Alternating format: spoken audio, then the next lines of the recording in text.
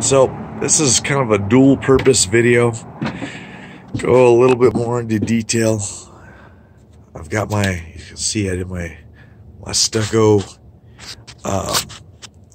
patch here. Kind of doesn't match up perfectly with the rest of it, but it's been stuccoed and it's been painted. So you can see, as I said in another video, I gotta clean this paint off here. That's not a big deal. But as I indicated in another video, I did have to notch out the stucco, and you can see I started putting the wrong paint on here.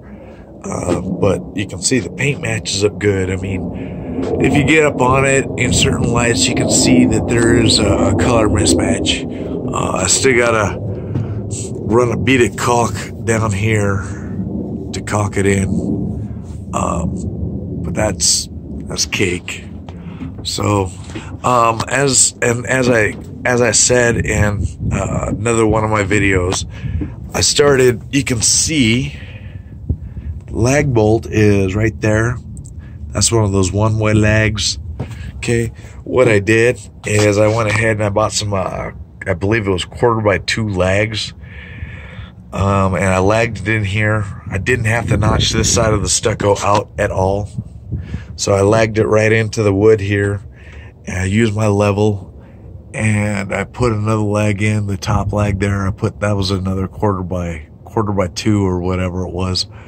Of course, pre-drilled it. And of course, the door and this side, because the hinges are welded, is all one solid piece. And then you have to put this side on separately, and you have to put the top piece on separately. At least that's how this security door worked. I got this one here at Lowe's. I just went out and I got a brushed nickel door handle. I had them key it there. So that this matches the rest of my locks as far as the key goes. But so I didn't have an issue putting this side here on. But when it came to this side, without the side piece, it would have been fine. But since I had to bolt the side piece down, and unfortunately when I bolted it down, I wasn't able to get this side as solidly as this side. So I did run some construction adhesive in here. Okay. And again, I'm going to have the caulk in there. This is more so for, I can open the door and allow a breeze in. I'm not so much concerned about the security aspect. I've got the 3-inch screws through the strikes of the interior doorknob, the interior strike plate. I've got an alarm system. I've got 2 80-pound dogs, so I'm not too terribly concerned about the security aspect. Up here, you can't see it here. I'm not going to open it, but inside, again, because I had to notch it out, I'm going to have to fill it with like a 1x2 or something like that. Just because if you open it right now, it looks it's all exposed and it's kind of nasty. So that's an easy fix though. The other part of this video is I installed a Ring doorbell. And you can see my little hokey homemade angle mount. Unfortunately, I can't show you the difference between what it was looking at and what it is looking at.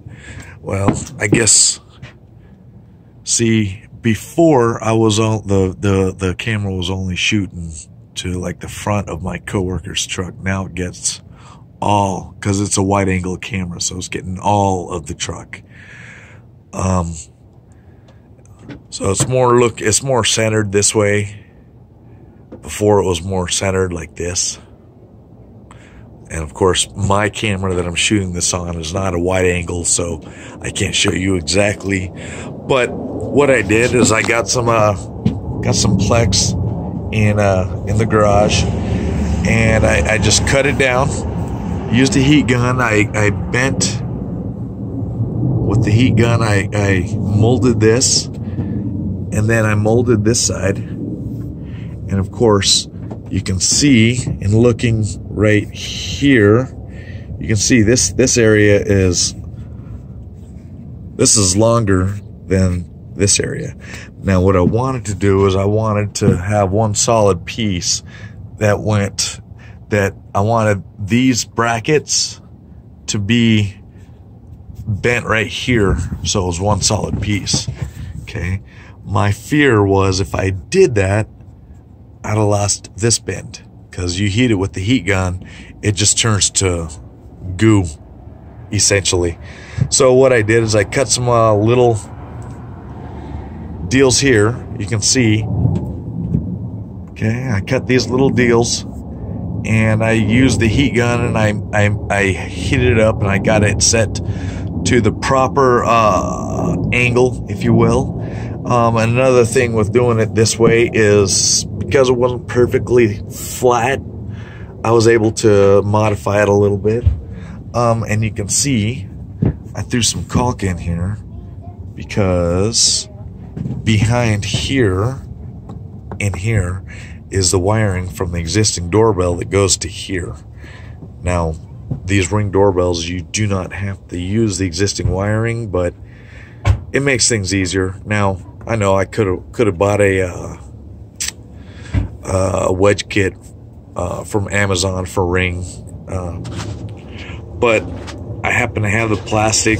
It's doing a good job. It doesn't look, I mean, it looks kind of hokey, but it's not horrible. I mean, you can see from here, I mean, people walking by aren't going to look at it and go, oh my God, that looks so horrible. So that's what I did, is I went ahead and I made my little wedge mount. And this version here, you know what it cost me? $0.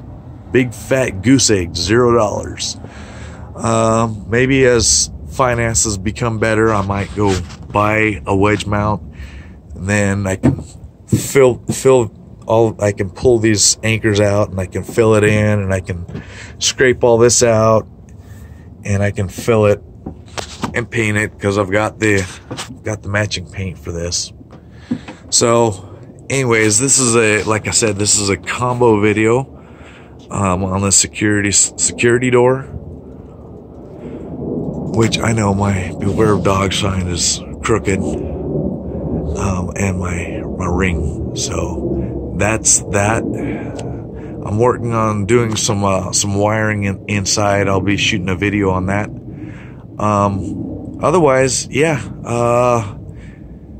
comments, suggestions, likes, that'd be great. Until my next video, goodbye.